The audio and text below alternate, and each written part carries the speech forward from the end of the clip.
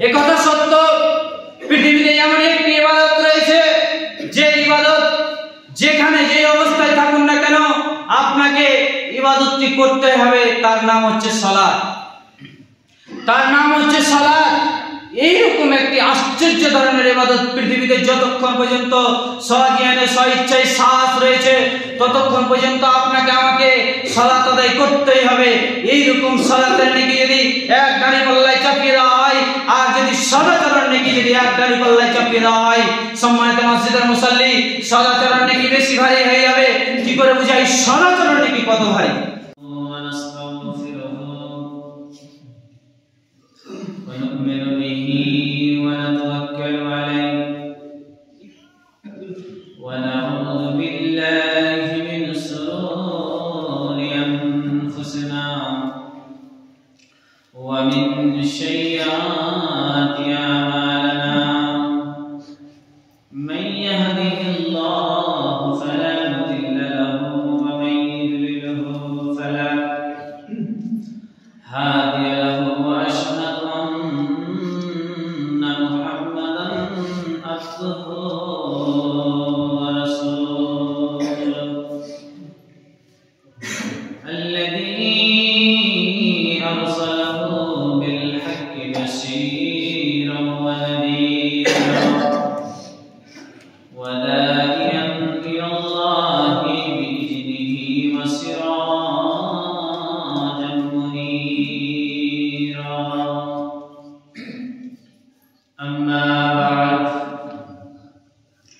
فإن خير الحديث كتاب الله وخير الهدي هدي محمد صلى الله عليه وسلم وشر الأمور محدثاتها وكل محدثة بدعة وكل بدعة ضلالة وكل ضلالة في النار.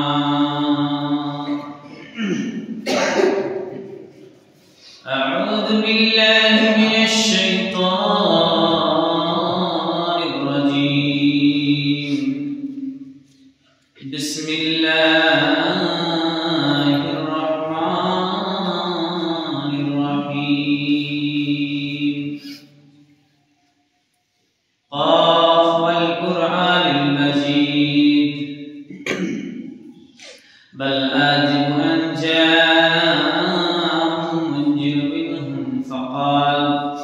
فقال الكافرون هذا سيء أليم أإذا متنا وكنا ترابا ذلك رجع بعيد وذلك ما تنقص العرج منهم وعندنا كتاب حفيظ بل كذبوا بالحق لما جاءهم فهم في أمر مريض.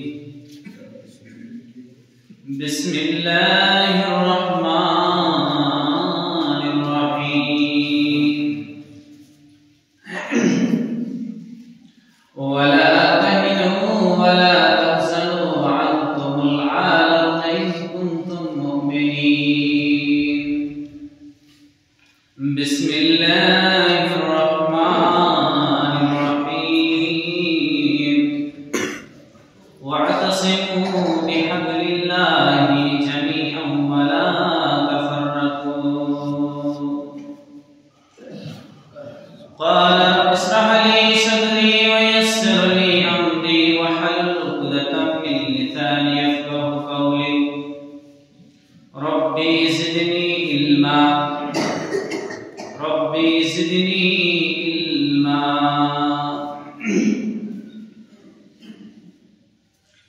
आज काल परसों असबेरे भी जाए, एक दिन असबेरे भी जाए. आज काल परसों असबेरे भी जाए, एक दिन असबेरे भी जाए. मिছিলে আর মিছিলে সকলে ডেকে যায়. মিছিলে আর মিছিলে সকলে ডেকে যায়. এ পৃথিবীর আর কোথাও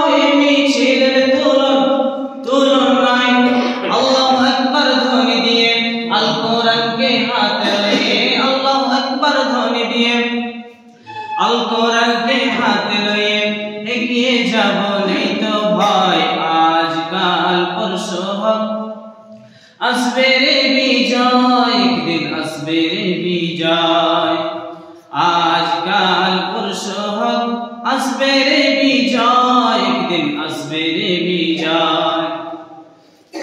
আমাদের এই পথ চলা থামবে না রে কোনদিন, আমাদের এই পথ চলা থামবে না রে কোনদিন, এভাবে একদিন উঠবে বেজে আমাদের বিজয়ের দিন।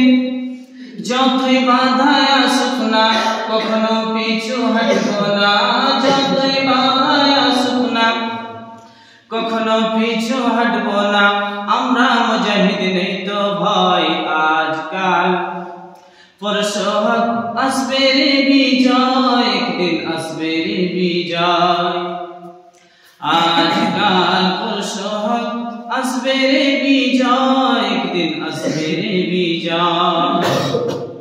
উপস্থিত সম্মানিত শ্রদ্ধেয় আজকের অত্র এলাকার জামে মসজিদের মুসল্লি, সর্বপ্রথম মহান করুণাময় আল্লাহ তাআলার প্রশংসা, যিনি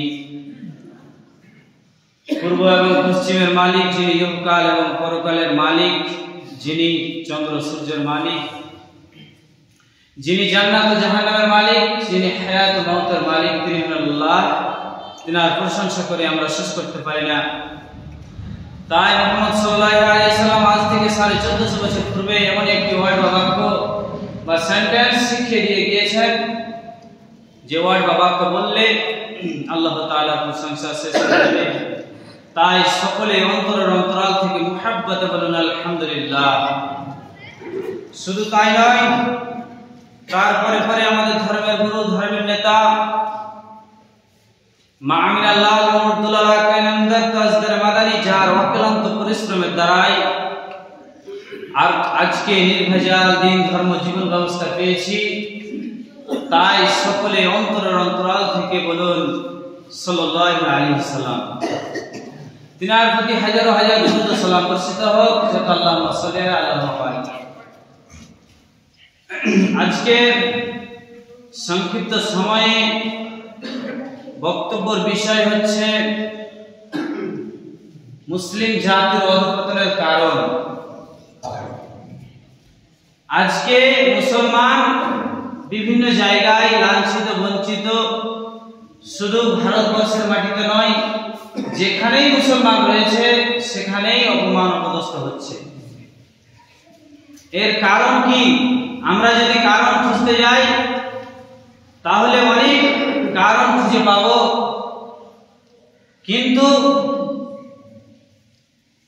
দু একটি কারণ বলে আমার বক্তব্য শেষ করব ইনশাআল্লাহ।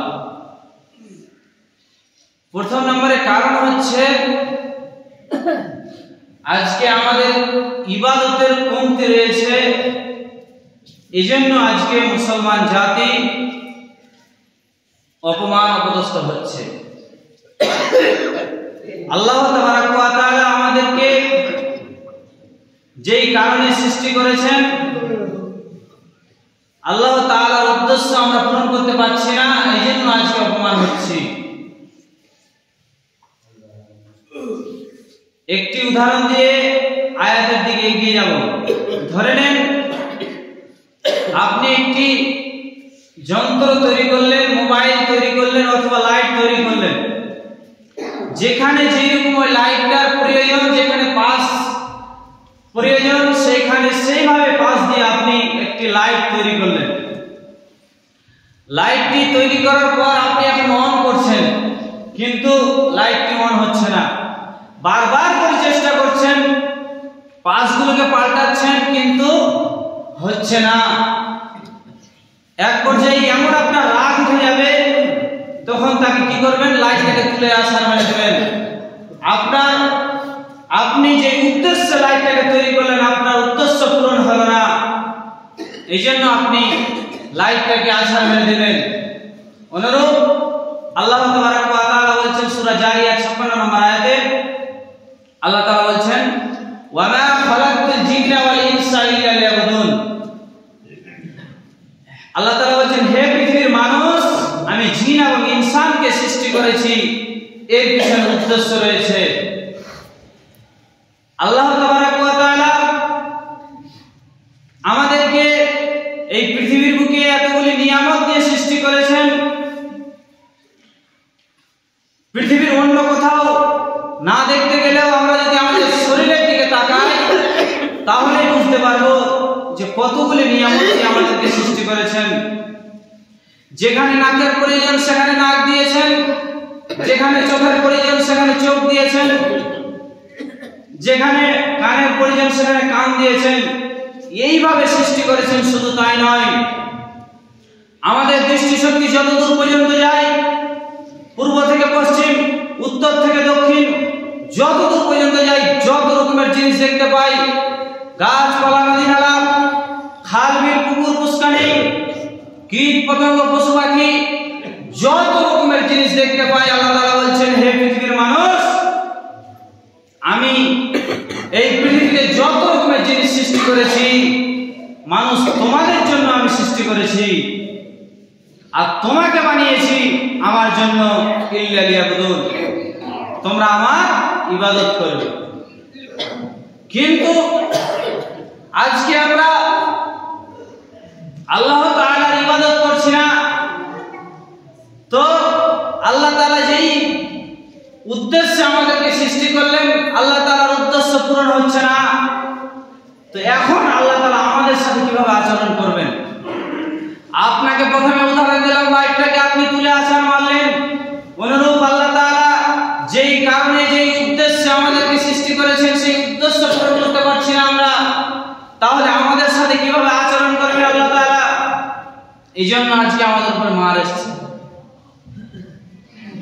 আনাস রাদিয়াল্লাহু তাআলা আনহু থেকে বর্ণিত, তিনি বলেন, রাসূলুল্লাহ সাল্লাল্লাহু আলাইহি ওয়াসাল্লাম বলেছেন যে যখন আমার উম্মত তিনটি কাজে লিপ্ত হয়ে যাবে, যখন আমার উম্মত তিনটি কাজ করবে, তখন তাদের উপরে তিনটি ভয়াবহ বিপদ আসবে। কি কি তিনটি কাজ? রাসূলুল্লাহ সাল্লাল্লাহু আলাইহি ওয়াসাল্লাম এক এক করে গুনালেন। রাসূলুল্লাহ বললেন যে যখন আমার উম্মত নেশাদার দ্রব্য পান করবে তখন তাদের উপরে বিপদ আসবে। তারপরে দ্বিতীয় নম্বরে রাসূলুল্লাহ সাল্লাল্লাহু আলাইহি ওয়াসাল্লাম বললেন যে যখন আমার উম্মত নায়ক নায়িকা দিয়ে নাচাবে তখন তাদের উপরে বিপদ আসবে। আর তিন নম্বরে কারণ বললেন যখন আমার উম্মত গান বাজনায় লিপ্ত হয়ে যাবে তখন তাদের উপরে বিপদ আসবে। আজকে আমরা গান বাজনায় লিপ্ত হয়ে গেছি। আজকে এই যে আমাদের 1 জানুয়ারি গেল, আমরা কি করলাম? ডিজে নিয়ে এসে গাড়ি ভাড়া করে কোথায় পিকনিক করতে গেলাম আর সেখানে গান বাজনা বাজালাম। এইরকম যে গান বাজনা আমরা বাজাই, এই জন্য আমাদের উপরে বিপদ এসছে। বিপদগুলো কি? পরিষ্কার করে রাসূলুল্লাহ সাল্লাল্লাহু আলাইহি ওয়াসাল্লাম বলে দিলেন। বিপদ নম্বর 1, ভূমিধস হবে। মাওলানা ভূমিধস মানে বুঝলাম না, ভূমিধস কি জিনিস? ভূমিধস হচ্ছে ভূমিকম্পের সময় কোন এলাকা, কোন গ্রাম, কোন বস্তি মাটির নিচে ঢুকে যাবে, কোন বিল্ডিং মাটির নিচে ঢুকে যাবে, এটাই মানে ভূমিধস হওয়া। এইরকম বিপদ আল্লাহ তাআলার পক্ষ থেকে আসবে। বিপদ নম্বর 2, রাসূলুল্লাহ সাল্লাল্লাহু আলাইহি ওয়াসাল্লাম বলে দিলেন, আল্লাহ তাআলার পক্ষ থেকে হোক বা কোন জাতির পক্ষ থেকে হোক, অন্যায়, অত্যাচার, জুলুম আল্লাহ তাআলা চাপিয়ে দিবেন। আল্লাহ তাআলার পক্ষ থেকে কি অন্যায়, অত্যাচার? আল্লাহ তাআলার পক্ষ থেকে হলো যে অনাবৃষ্টি সৃষ্টি হবে, প্রচুর ঠান্ডা হবে, প্রচুর গরম হবে, আবার এমনই বৃষ্টি হবে যে বৃষ্টির সঙ্গে পাথর বর্ষণ হবে। এগুলো হচ্ছে আল্লাহর পক্ষ থেকে পৃথিবীতে। আবার কোন জাতির পক্ষ থেকে, কোন জাতির পক্ষ থেকে এটাই বিপদ যে আজকে যেরকম মুসলমানদের অবস্থা, মুসলমান যেরকম মার খাচ্ছে, অনুরূপ আল্লাহ তাআলা এইরকম বিপদ অন্য জাতির পক্ষ থেকে চাপিয়ে দিয়েছেন। তারপরে বিপদ নম্বর 3, রাসূলুল্লাহ সাল্লাল্লাহু আলাইহি ওয়াসাল্লাম বললেন, অনেকের পাপে আকার আকৃতি বিকৃত হবে। মাওলানা অনেকের পাপে আকার আকৃতি বিকৃত হওয়া মানে বুঝলাম না। রাসূলুল্লাহ সাল্লাল্লাহু আলাইহি ওয়াসাল্লাম বললেন যে ধরেন আমি এখানে প্রেজেন্ট রয়েছি, কোন ব্যক্তি আমার সুনাম করছে, আবার আমি এখান থেকে চলে গেলাম, আবার ওই ব্যক্তি ওই মুখ দিয়ে দুর্নাম করছে, এটাই হচ্ছে আকার আকৃতি বিকৃত হওয়া। এইরকম বিপদ পৃথিবীর বুকে চলে আসবে যদি আমরা তিনটি কাজ করি। আজ থেকে রাসূলুল্লাহ সাল্লাল্লাহু আলাইহি ওয়াসাল্লাম 1450 বছর পূর্বে বলে গেছেন, ঠিক বিপদ আজকে চলে এসেছে। আল্লাহ তাআলা বলছেন, জাহারাল ফাসাদু ওয়াল বাররি ওয়াল বাহরি বিমা কাসাবাত আইদিন নাস। আল্লাহ তাআলা বলছেন, জলে স্থলে যত রকমের ফিতনা বিবাদ আসবে এগুলো হচ্ছে মানুষের হাতের কামাই। আজকে যত রকমের মার এসছে, যত রকমের অন্যায় অত্যাচার এসছে, এগুলো হচ্ছে আমরা নিজেরাই নিয়ে এসেছি। আল্লাহ তাআলা রাসূল ভবিষ্যৎবাণী বলে গেছেন যে এইরকম কাজ করলে এরকম বিপদ তোমাদের উপরে আসবে, এরকম কাজ করলে এরকম জুলুম আসবে, কিন্তু ওই কাজগুলো আমরা করছি আর আমাদের উপরে বিপদ আসছে। তো এখন কি করব? আল্লাহ তাআলা বলছেন, ওয়ালা তাহিনু ওয়ালা তাহজানু ওয়া আনতুমুল আ'লাউনা ইন কুনতুম মুমিনিন। আল্লাহ তাআলা বলছেন যে এই সময় যখন তোমাদের কাছে বিপদ চলে আসবে, তোমরা টেনশন করিও না, তোমরা ভয় করিও না, তোমরা ভয়ে নির্বোধ হয়ে যেও না। অবশ্যই অবশ্যই তোমরা জয় হবে, কিন্তু শর্ত হচ্ছে একটা, ইন কুনতুম মুমিনিন, তোমাদেরকে মুমিন হতে হবে। তোমরা যদি মুমিন হও তাহলে তোমাদেরকে পৃথিবীর বুকে টেনশন করা লাগবে না। আমরা যদি মুমিন হই তাহলে কোন জাতি আমাদের উপরে আঙ্গুল তুলে কথা বলতে পারবে না, কোন অমুসলিম আমাদের উপরে চোখ রাঙে কথা বলতে পারবে না যদি আমরা মুমিন হই। আল্লাহ তাআলা নিজেই পরিষ্কার ভাষায় বলে দিলেন। যেই রকম ধরে নেন হযরতে নূহ আলাইহিস সালাম ছিলেন মুমিন। নূহ আলাইহিস সালামকে আল্লাহ তাআলা 950 বছর ধরে জিন্দেগি দিয়েছিলেন, 950 বছর আয়ু দিয়েছিলেন। নূহ আলাইহিস সালাম তার দলবলকে 950 বছর ধরে বুঝাতে বুঝাতে এক পর্যায়ে এমন হলো যে তার দল, তার কওম তার কথা শুনছে না, নূহ আলাইহিস সালামের কথা শুনে না। নূহ আলাইহিস সালামের উপরে অন্যায় অত্যাচার করতে লাগলো। সে সময় নূহ আলাইহিস সালাম কি করলেন? আল্লাহর কাছে দোয়া করলেন, হে আল্লাহ, আমি এই জাতির অন্যায় অত্যাচার সহ্য করতে পারছি না, অতএব তুমি এই জাতিকে ধ্বংস করে দাও। আল্লাহ তাআলা নূহ আলাইহিস সালামের এই দোয়াকে মঞ্জুর করে কি করলেন? প্লাবন বন্যা দিয়ে তাদেরকে ধ্বংস করে দিলেন। তাদেরকে প্লাবন বন্যা দিয়ে ধ্বংস করে দিলেন। তো যারা নূহ আলাইহিস সালামের কথা শুনেছিল তারাই একমাত্র বেঁচে ছিল। বড় লম্বা ঘটনা, তবে আমি শর্ট করে বলছি। তো যারা রাসূলের নূহ আলাইহিস সালামের কথা শুনেছিল তারাই একমাত্র বেঁচে ছিল। আর যত পৃথিবীতে মানুষ ছিল সেই দিন সমস্ত মানুষ ধ্বংস হয়ে গেছিল ওই বন্যাতে। তো আজকেও ওই আল্লাহ ঠিক আছেন। আজকেও যদি আমরা মুমিন হই তাহলে আমাদের উপরে কেউ কথা বলতে পারবে না। যেরকম আল্লাহ তাআলা জয় করেছিলেন হযরত মুসা আলাইহিস সালামকে। মুসা আলাইহিস সালাম কে যখন ফিরাউন ধাওয়া করতে আরম্ভ করলো, তাড়তে আরম্ভ করলো, মুসা আলাইহিস সালাম তার দলবলকে নিয়ে আগে আগে যায় আর ফিরাউনের দলবল নিয়ে ফিরাউন পিছনে পিছনে আসে। এই করে করে মুসা আলাইহিস সালামের সামনে একটি নীল নদ পড়ে গেল, সমুদ্র পড়ে গেল। সে সময়ে মুসা আলাইহিস সালামের কওম বলছে, হে মুসা, আমরা তো আজকে আল্লাহর কাছে ধরা খেয়ে গেলাম, হে মুসা, আজকে তো আমরা ফিরাউনের কাছে ধরা খেয়ে গেলাম, আজকে ফিরাউনের হাতে আমরা বন্দী হয়ে যাব, আমাদেরকে উদ্ধার করার কেউ নেই। মুসা আলাইহিস সালাম বলেছিলেন, হে আমার উম্মতেরা, তোমরা শোনো, তোমরা টেনশন করিও না, আমার সাথে আমার আল্লাহ রয়েছে, অবশ্যই আমাকে আল্লাহ এই বিপদ থেকে উদ্ধার করবেন। সে সময়ে রাস্তা হয়ে গেল, অনেক বড় লম্বা ঘটনা, রাস্তা হয়ে গেল। মুসা আলাইহিস সালাম তার দলবলকে নিয়ে বেরিয়ে গেলেন আর সেই ফিরাউন সেই নদীতে ডুবে মারা গেল। তো মুসা আলাইহিস সালাম ছিলেন মুমিন, এই জন্য মুসা আলাইহিস সালামকে আল্লাহ তাআলা উদ্ধার করেছিলেন, জয় করেছিলেন। মুসা আলাইহিস সালামের কথা যারা শুনেছিল তাদেরকে আল্লাহ তাআলা জয় করেছিলেন, ফিরাউনের হাত থেকে রক্ষা দিয়েছিলেন। অনুরূপ আজকে আমাদেরকে জালেম শাসকের হাত থেকে আল্লাহ তাআলা রক্ষা করবেন, আল্লাহ তাআলা অবশ্যই রক্ষা করবেন। তবে আল্লাহ তাআলা বলছেন, ওয়ালা তাহিনু ওয়ালা তাহজানু ওয়া আনতুমুল আ'লাউনা ইন কুনতুম মুমিনিন। তোমরা ভয় করিও না, তোমরা টেনশন করিও না, তোমাদেরকে অবশ্যই জয় করব, তবে শর্ত হচ্ছে তোমাদেরকে মুমিন হতে হবে। আমরা যদি মুমিন হই তাহলে আমাদের কোনো টেনশন করা লাগবে না। তো মুমিন হতে গেলে আমাদেরকে ইবাদত করতে হবে, আল্লাহ তাবারক ওয়া তাআলার নিয়ম কানুন অনুযায়ী আমাদেরকে চলতে হবে, তাহলেই আমরা মুমিন হব, আর তাহলেই আল্লাহ তাআলা আমাদেরকে জয় করবে। এটা হলো 1 নম্বর কারণ যে ইবাদতের কমতি রয়েছে, এই জন্য আজকে আমাদের উপরে মার এসেছে। 2 নম্বরের কারণ হচ্ছে আমাদের চরিত্র নোংরা হয়ে গেছে, চরিত্র খারাপ হয়ে গেছে, এই জন্য আজকে আমাদের উপরে মার এসেছে। আপনি বলবেন কি করে আমাদের চরিত্র খারাপ হলো? আজকে আল্লাহ তাআলা বলছেন ওয়াতাসিমু বিহাবলিল্লাহি জামিআন ওয়া লা তাফাররাকু। হে পৃথিবীর মানুষ, ভালো করে কান করে শোনো।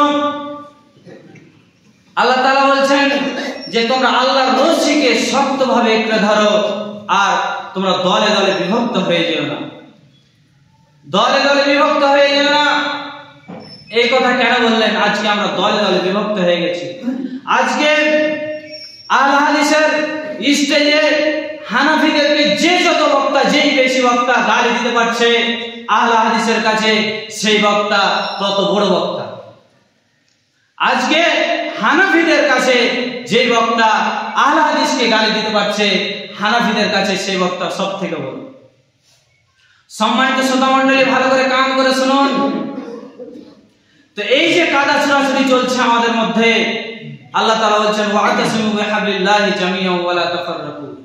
তোমরা দলে দলে ওয়া লা তাফাররাকু, তোমরা দলে দলে বিভক্ত হয়ে যেও না। আজকে আমরা দলে দলে বিভক্ত হয়ে গেছি, এই জন্য আমাদের মধ্যে আপোষে ঝগড়া লেগে গেছে, এই জন্য অমুসলিম আমাদের উপরে কথা বলতে পারছে।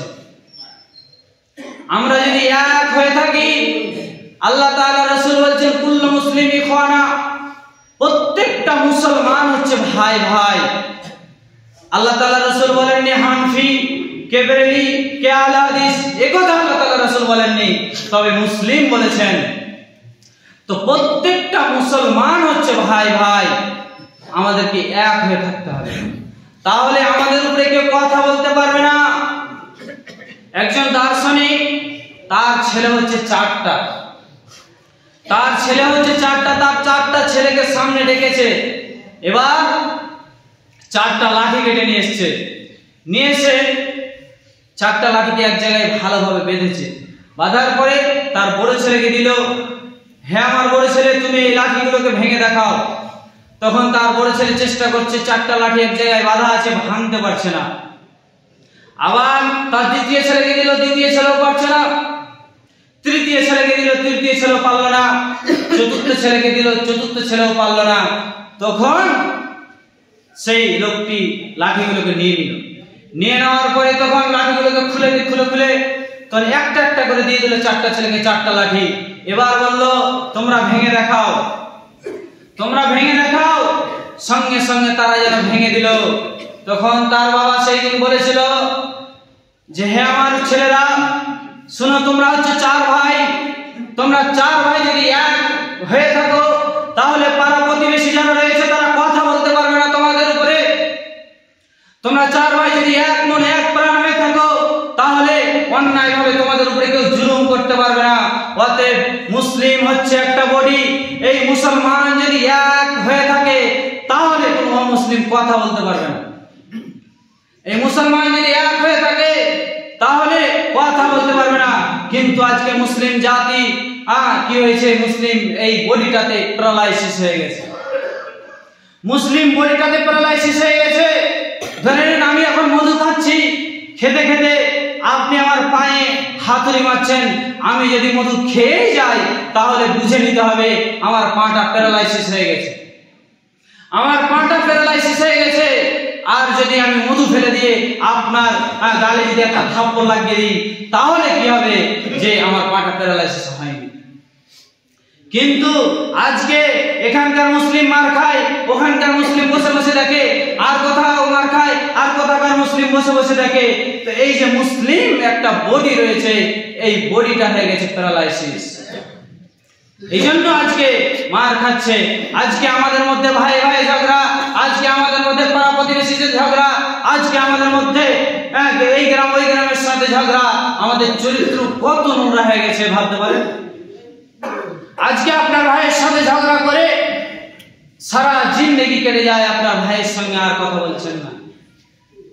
রাসূলুল্লাহ সাল্লাল্লাহু আলাইহি ওয়াসাল্লাম বলেন, আবু দারদা রাদিয়াল্লাহু তাআলা আনহু থেকে বর্ণিত, তিনি বলেন রাসূলুল্লাহ সাল্লাল্লাহু আলাইহি ওয়াসাল্লাম বলেছেন, ইন্না খালাস সাইয়্যিদি যাও ফিল মিজানিল মুমিনিনা ইয়াউমাল কিয়ামাহ খুলুকুন হাসান।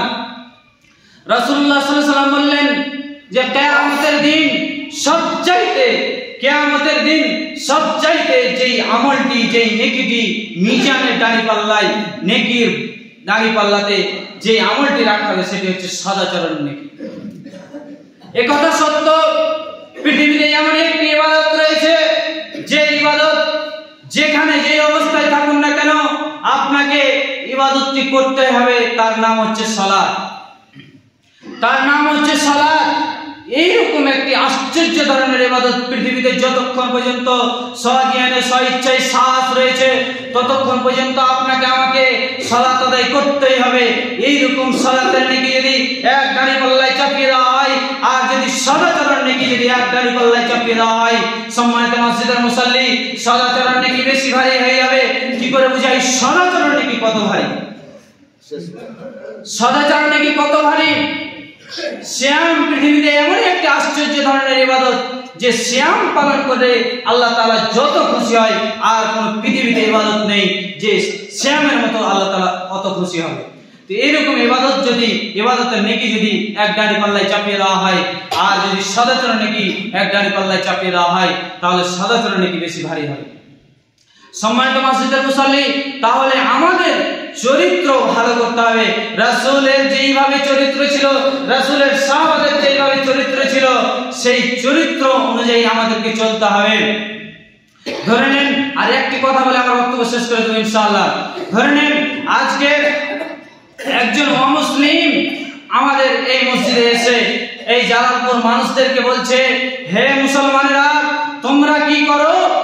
আমরা যদি এক বাক্যে সবাই উত্তর দিই যে কুরআনে যা আছে কখনো মিলবে না, কখনো মিলবে না। আর যদি কোন অমুসলিম এসে আমাদেরকে বলে, হে মুসলমানেরা তোমরা শোনো তোমাদের কুরআনে কি আছে, আমরা যদি বলি যে আমরা যেটা করি কখনো মিলবে না। অনুরূপ রাসূলুল্লাহ সাল্লাল্লাহু আলাইহি ওয়াসাল্লামের সাহাবাদেরকে যদি জিজ্ঞাসা করা হতো, হে সাহাবারা তোমরা কি করো, তাহলে সাহাবারা বলতো যে আমরা যেটা করি। আর যদি তাদেরকে বলা হতো যে কুরআনে কি আছে তোমাদের, তাহলে তারা এক বাক্যে সবাই বলতো যে আমরা যেটা করি। আর যদি তাদেরকে বলা হতো তোমরা কি করো, তারা বলতো যে কুরআনে যা আছে। তো ওই কুরআন অনুযায়ী রাসূলের চরিত্র যেভাবে ছিল, রাসূলের সাহাবাদের চরিত্র যেভাবে ছিল, ওইভাবে চরিত্র আমাদেরকে গঠন করতে হবে। এইজন্য আল্লাহ তাআলা বলেছেন, ওয়াতাসিমু বিহাবলিল্লাহি জামিআন ওয়া লা তাফাররাকু। হে পৃথিবীর মানুষ, তোমরা আল্লাহ তাআলার রশিকে শক্তভাবে আঁকড়ে ধরো। আল্লাহ তাআলার রশি মানে হচ্ছে কোরআন হাদিস। এই কোরআন হাদিসকে আমাদের শক্তভাবে এঁকড়ে ধরতে হবে। কোরআন হাদিসের অনুযায়ী আমাদেরকে চলতে হবে, আমাদেরকে চরিত্র ভালো করতে হবে। কারণ চরিত্রের কারণে এই মুসলমান জাতিটা টিকে রয়েছে। অবশেষে আল্লাহ তাআলার কাছে আমরা দোয়া করি, হে আল্লাহ আমাদের উপরে যত রকমের বালা মুসিবত এসেছে, আমাদের উপরে যত রকমের জুলুম এসেছে, হে আল্লাহ সেই জুলুম থেকে আমাদেরকে রক্ষা করুন। তাই সকলে আল্লাহুম্মা আমিন। অবশেষে আমরা বলি, হে আল্লাহ আমাদের চরিত্র যেন ভালো হয়, ভালো করেন। তাই সকলে আল্লাহুম্মা আমিন। আল্লাহ তাবারাক ওয়া তাআলা আমাদের সকলকে যেন ইবাদত করার তৌফিক দান করেন। তাই সকলে আল্লাহুম্মা আমিন।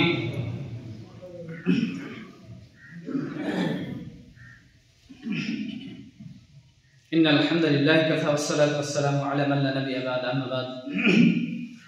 আউযু বিল্লাহি মিনাশ শাইতানির রাজীম। বিসমিল্লাহির রাহমানির রাহিম। ইয়া